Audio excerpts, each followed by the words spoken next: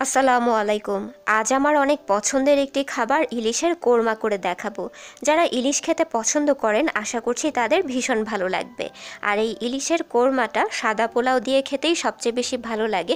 সাদা পোলাওয়ের রেসিপি আমার চ্যানেলে দেওয়া আছে, ডেসক্রিপশন বক্সে ওই ভিডিও লিঙ্কটা পেয়ে যাবেন। আমার এরকম নিত্য নতুন রেসিপির আপডেট পেতে যারা এখনও আমার চ্যানেলটি সাবস্ক্রাইব করেননি তারা প্লিজ সাবস্ক্রাইব করে পাশে থাকা বেল বাটনটি ক্লিক করে রাখবেন।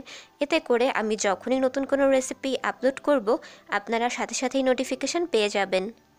একটা কড়াইতে আমি 3 টেবিল চামচ পরিমাণ সয়াবিন তেল দিয়ে দিচ্ছি। তেলটা একটু গরম হয়ে এলেই 3-4টা মাঝারি সাইজের পেঁয়াজ কুচি দিয়ে আমি একটু লালচে করে ভেজে নিব। বেরেস্তা হয়ে এলে কিছুটা বেরেস্তা উঠিয়ে নিচ্ছি এবং বাকিটুকুতে সামান্য পানি দিয়ে দিচ্ছি যাতে বেরেস্তাটা পুড়ে না যায়। 2 টেবিল চামচ পেঁয়াজ বাটা, 2 টেবিল চামচ টক দইয়ের সাথে 1 চা চামচ ময়দা ভালো করে ফেটিয়ে নিয়ে তারপরে দিয়ে দিচ্ছি। অনেক সময় দেখা যায় রান্নার পর টক দইটা ফেটে ছানা ছানা হয়ে গিয়েছে। আপনি যদি সামান্য আটা বা ময়দা যোগ করে দেন তাহলে কিন্তু দইটা আর ফেটে যাবে না। আধা চা চামচ ধনিয়ার গুঁড়ো, সামান্য লালচে ভাব আনার জন্য খুব সামান্য মরিচের গুঁড়ো দিয়ে দিচ্ছি। তারপর সব কিছুকে মিশিয়ে নিব। স্বাদ অনুযায়ী লবণ যোগ করছি। 3 টেবিল চামচ কাঠবাদাম বাটা ব্যবহার করছি। আপনারা চাইলে এর পরিবর্তে কাজু বাদাম বাটাও ব্যবহার করতে পারবেন। ঝালের জন্য আধা চা চামচ সাদা গোলমরিচ গুঁড়ো দিয়ে দিচ্ছি। চেষ্টা করবেন সাদা গোলমরিচটাই ব্যবহার করতে, এতে করে কোরমার রঙটা ঠিক থাকবে। এখন কয়েক মিনিটের জন্য মশলাটাকে খুব ভালোভাবে কষিয়ে নিব যতক্ষণ না মশলার কাঁচা গন্ধটা সরে যাচ্ছে। মশলা কষানো হয়ে গেছে। এখন একটা একটা করে আগে থেকে ধুয়ে কেটে রাখা ইলিশ মাছের পিসগুলো দিয়ে দিচ্ছি।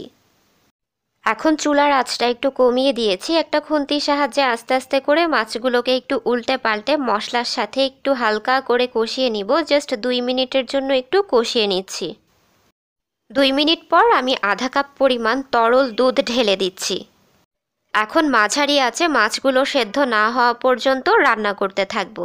দিয়ে দিচ্ছি 6-7টা ধুয়ে রাখা কিশমিশ এবং 4-5টা আস্ত কাঁচামরিচ সুন্দর একটা সুঘ্রাণের জন্য।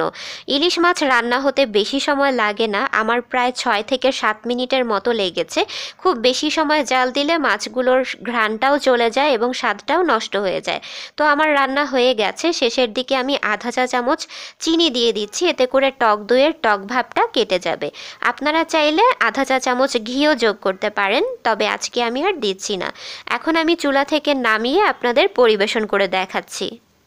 সাজানোর জন্য যে পেঁয়াজ বেরেস্তা আমি উঠিয়ে রেখেছিলাম সেগুলো একটু ছিটিয়ে দিচ্ছি। আর এই কোরমা রান্নাতে আমি কোনো রকম আদা বাটা বা রসুন বাটা ব্যবহার করিনি। ইলিশ মাছে আদা রসুন বাটা পড়লে ইলিশের স্বাদ ও ঘ্রাণ দুটোই নষ্ট হয়ে যায়।